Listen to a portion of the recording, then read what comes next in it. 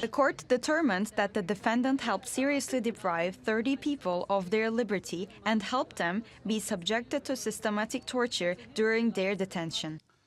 Well, we can speak to Christian Benedict, who's an Amnesty International campaign manager for Syria, Israel and Palestine. Christian, thank you so much for your time.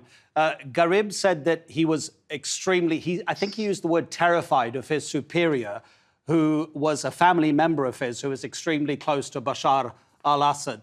I mean, the case was extremely harrowing in terms of the amount of testimony that came out regarding human rights abuses of the kind that Gharib was accused and found guilty of being complicit in. Are you surprised at the 4.5-year sentence? It doesn't sound like much. No, it doesn't, given the scale of the atrocities that happened in Syria. I think it's understandable because of the information that al-Gharib gave up for the case. So I think it's understandable in that sense. But I do take the point that a lot of Syrian victims of torture were disappointed. What I would say, though, is, it is a monumental day, as Anwar Bunny there was saying. It is historic, the first of its kind.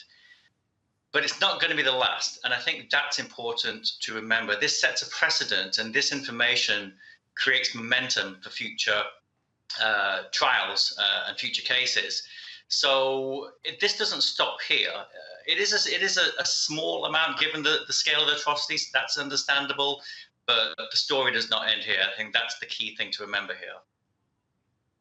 Yeah, I mean, there are expected to be further prosecutions of this nature, but the question is, will they continue to be a fairly low-level members of the security forces? Because there's been no reaction from the regime, and after 10 years of a civil war, Bashar al-Assad is still there.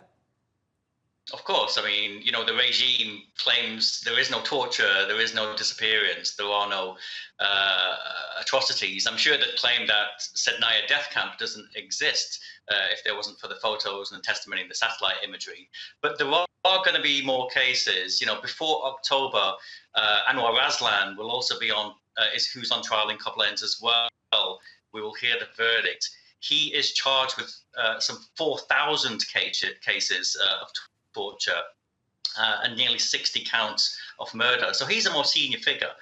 I think the other thing as well with this case is it starts a new phase with regards to Syria. The regime is aware of this case. The regime has noticed it, and it lets them know that anyone who has committed or ordered grave violations like torture, you're going to be a lot more nervous now, because we have shown, and particularly Syrian human rights activists and witnesses and torture survivors have shown, that they can break that wall of impunity, that they can capture people and get them sent down. So this is the first in, what is going to be a many years long struggle to get much more senior figures. But it's a start, so I wouldn't play it down too much.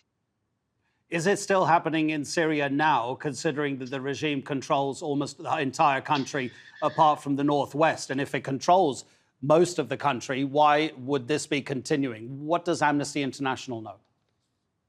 Absolutely. The disappearances are still happening. The torture is still happening. The executions are still happening. The regime has done zero reform when it comes to addressing these particular human rights violations. And we also know from people who have returned or been returned to Syria that they have been disappeared themselves. And when you are being sent to detention facilities in Syria, there's an incredibly high chance that you are going to be tortured or even executed. So it is still happening. The regime is not facing up to this issue, these mass atrocities in the country.